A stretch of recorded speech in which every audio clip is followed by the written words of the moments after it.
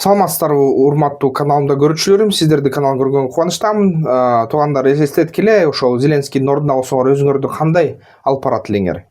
Эгерде сиздерди ушинтип баягы талап сөз сүйлөтпөй, мындай далыңардан чап мындай баягы тизеңерге бир сыйра чап ушундай сүйлөп туруп, анан биринчи күлүмсүрөсө да, эмне сен неме, мисалы үчүн, эмне сен костюмсуз келдиң ушу биздин ак үйгө? Бизди эмне сыйлабайсыңбы десе. Мисалы үчүн так ошондой эле костюмсуз Уинстон Черчилль келген 1942-жылда. Ошондо аларга баягы журналисттер айткан, ага эмнеге костюмсуз келдиң, Американы сыйлабайсың десе, мен Американы сыйлайм, бирок согуш кезинде бизде костюм кие албайбыз, биз жана согуш формачан жүрөбүз деп Черчилль айткан да, Америка Штаттарынан келип жардам сураганда. Анан дагы ошондой эле, мисалы үчүн, сен эмне ошо сиздерди айтса да, сен нелегитимный эмессиң, срок өтүп кетти, эмне отурасың бияка президент болмуш болуп деп. Анда Черчилль да ошол кезде шайлоону өткөрбөй коюп, ошол ал да просроченный болуп отурган да, Улуу Британиянын ошол премьер-министри. Дагы ушундай эле ситуация кайталанды, бирок ошондой болсо эмне кыласыңар? Кандай өзүңөрдү сезет элеңер да, ошо Зеленскийдин ордуна?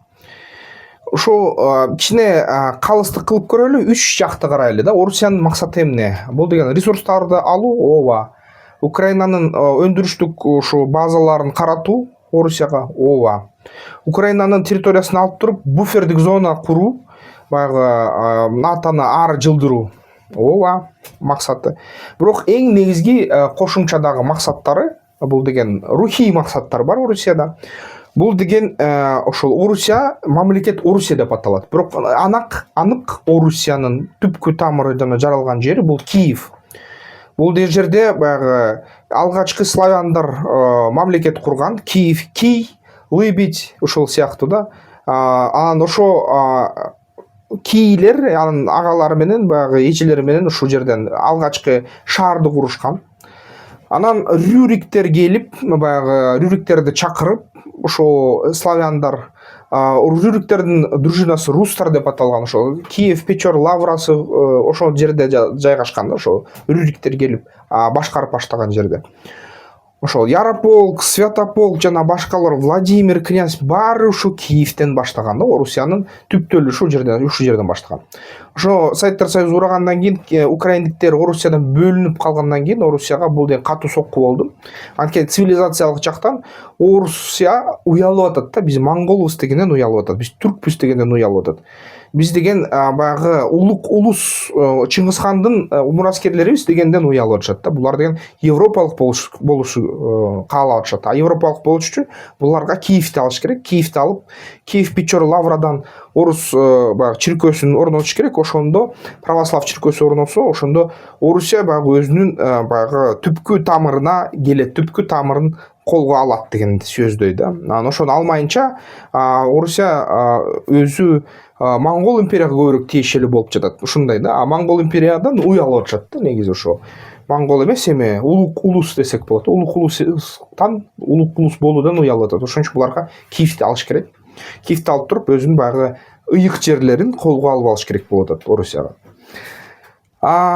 Трамптын позициясы кандай? Трамптын байдын баласы, алтын кашык менен оозунда өскөн, жибек көйнөкчөн өскөн, байдын баласы болгон. Венс да ушундай адам да. Ошо Илон Маск да ушул байдын баласы, анын ата энеси бай эле болгон да. Булар баягы көчөдөн согушкан эмес да, мындай кооптуу абалда болушкан эмес. Кыйынчылыкты, кедейчиликти көргөн эмес. Ошон үчүн булар анык согуштан коркушат. Ошон үчүн Путиндин койгон ультиматуму ядердик согуш ачабыз, 3-дүйнөлүк согуш баштайбыз дегенден булар нак коркот да. Ошон үчүн булар 3-дүйнөлүк согушту баштаганга жоопкерчилик алгысы жок.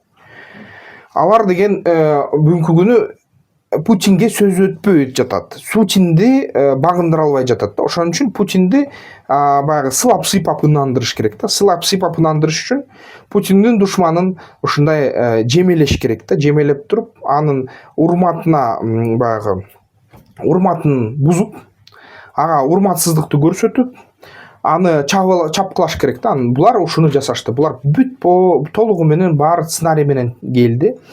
Украинанын лидери өзү сурамды жолугушууну, жолукпайм деп жүргөн Трамп Путин менен жолукмайынча. Анан келгенде эми келиптирсиң, эми келсене эмне пиджак кийген жоксуң, аны мындай деп туруп булар атайын ушу баягы буну ушун баягы тең салмактуулуктан чыгарган аракет кылышты, жемелешти, кол бутунан чапкылап, токтот сүйлөбө, унчукпа деп канча ысылык болоюн десе да сөз айттырбай ушинтип анан мындай эмоционалдык стабилдүүлүктөн чыгарып салышты да. Бул Зеленский болсо ага берилип кетти. Аны ката деп дагы айтып атышат. Бирок Зеленскийдин башка деле жолу жок болчу. Өзү дагы мындай кичине саясий дипломатиялык тажрыйбасы жетпейт деп жатып атышат. Кээ бир тажрыйбалуу саясатчылар жетпей жатат деп. Ошо дипломатиялык ыкмасы жетпей калды да. Аны атай кылышты. Анан кайра ошо Америка Коштун Штаттарына кеткенге чейин Fox News'ка дагы интервью берди, жарым саат. Ошо кечирим сурады, Америка биздин өнөктөш деди, тынчтык каалайбыз деди, бир канча сөздөрдү айтты. Америка элине чоң ыраазычылык билдиребиз, биз силердин жардамыңар менен аман эсенбиз деп айтты. Бирок баягы албетте согуш бүткөндөн кийин, мушташ бүткөндөн кийин муштум менен ары бери ойноо туура эмес болуп калат да. Анан бирок негизи билиш керек болчу. Байден эле кезинде эле 60 миллиарддык жардам Украинага баратканда ушуну дал ушул Венс, жана Линдси Грэм жана ушу Трамптын кишилери токтотушкан болчу жарым жылга. Ошон үчүн Харьков операциясы бузулуп калган да. Украинтер Харьковтан контрчабуулду жасаганда курал жетпей ийгиликке жетишкен эмес, дагы токтоп калышкан. Дагы ушуну Венстер ошо жасашкан да. Ошону түшүнүш керек болчу. Булар да өз оюнун улантаарын түшүнүш керек болчу да. Булар Трамптын номер 1 маселеси согушту токтотуу. Согушту токтотконго баасын карабайт. Дүйнөлүк лидерликти жоготсо дагы мейли дейт. Ошо Трамп кылгандан кийин анан Зеленский эмнеге ошондой атырылды? Зеленскийдин позициясын карайлы. Зеленскийдин эли бүгүнкү күнү көп өзүнүн тууган тушкандарын жоготту, жакындарын, уул кыз, балдарын, кыздарын, ата энелерин жоготту, баягы карыяларын жоготту да. Ошо жоголгондон кийин алардын өч алгысы бар. Алар өтө өжөр эл, кызуу эл. Советтер Союзунун армиясынын ар бир экинчи, үчүнчү офицери украиндик болгон. Шиберди басып алганда орустар, Ермактын баягы кол астындагы аскерлер Ермектин ошол казактардан болгон да. Билесиңер, украиндиктер, эски казактар, Дон, Кубань, ошол эле Харьков, ошол эле баягы Львовко чейин жасаган казактар мурун кыргызча кадимки сүйлөшчү, түркчө тили түркчө болчу да, билесиңер. Ошо булар биздер да, бизде эле өжөр элдер, славяндар менен аралашып кетип, чач агарып кетти. Негизи булар өжөр түрктөрдүн, хазарлардын баягы урпактары да. Булар оңой менен токтобойт. Булардын баягы жини аябай баягы кыжыр келди. Ошон үчүн Зеленский башкача өзүн алып барса түшүнмөк эмес эли. Азыр дагы ушундай болуп атат. Америка Штаттарынан өзүнөн дагы жазып атышат. Бул деген биздин өлкөбүзгө уялып атабыз, Трамп туура эмес кылды деп атышат да. Украиндиктер да жазып атат.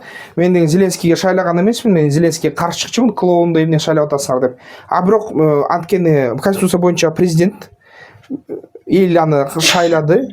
Конституция боюнча азыр шайлоо кылса болбойт. Ошон үчүн бул легалдуу президент. Эми бул америкалыктар менин өлкөмдүн өкүлчүлүгүн тепселегенден кийин дейт, кайра Зеленскийди колдоп калдым деп калышты да. Ошо мурун эле оппозициялык украиндиктер көптөрү ушундай болуп калышты. Анткени бул деген бир гана Зеленскийди тебелөө, бул бир гана Зеленскийди тебелөө эмес да. Бул деген ошол Украинанын шайлаган элдеринин кызыкчылыктарын тебелөө да. Ошондой кабыл алышты украиндиктер. Ошон үчүн дипломатия тараптан дагы аябай чоң жоготуу болду Америка Штаттары үчүн. Анткени евро биримдик баары бүт лидерлер бийсыйра Зеленскийге биз сен менен, биз сен жалгыз эмессиң деп сүйлөй башташты.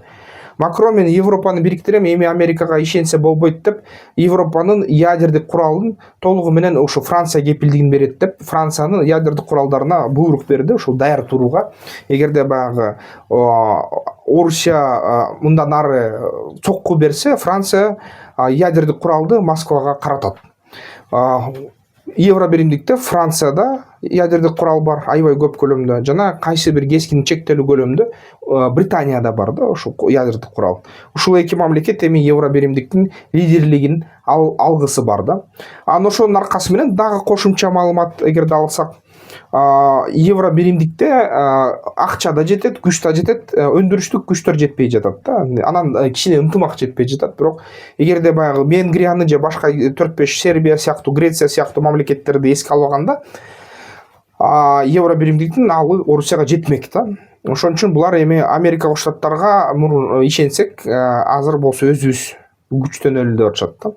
Эми биздин өлкөгө карасак, элестеткиле, эгерде ушундай бир согушка аралашып кетсек, түшүнүш керек, так түшүнүш керек. Дос жок. Биринчиден, экинчиден чоң державага ишенсең, ошол эки держава сени бөлүп алат, кадимкидей жем кылып коет. Үчүнчүдөн, сенин пикириңди эч ким укпайт, анткени сен кичинекей мамлекетсиң. Ошон үчүн бир гана жол бар да, бул дипломатияны аябай жогорку деңгээлде кармаш керек. Жана ошо аскер күчтөр аябай жогорку деңгээлде болуш керек, экономиканы өнүктүрүш керек, жана ошо эң негизги аябай акылдуу болуш керек да, ошо согушка жеткирбеш керек эч качан. Кээ бир учурда согушка жеткирбөө үчүн компромисске барып, мындай сезимталдуу маселе болуп кетсе, баягы жүрөк ооруй турган ага да барыш керек да. Бирок эң негизгиси ошо биздей мамлекеттерге бир сабак болсун бул нерсе. Эч качан согушка жеткирбеш керек. Кандай болсо да бүт суроолорду тынч чечиш керек да. Ушундай кандайдыр бир ойлонуп, стратегиялык ойлонуулар менен. Ушундай сабакты берди буга бизге бул ситуация. Комментарийлерде жазгыла, эмне кандай пикирдесиңер өзүңөр, кандай ойдосуңар. Анан албетте ошол бизнес пландоочу курс бул пиар боюнча каналды өз ыктыярыңар менен колдоп койсоңуздар болот. Эмкей жолдон көрүшкөнчө. Тактикалык федерациясына мүчөлүккө киргиле, страйкбол ойногула, ден соолукка жакшы.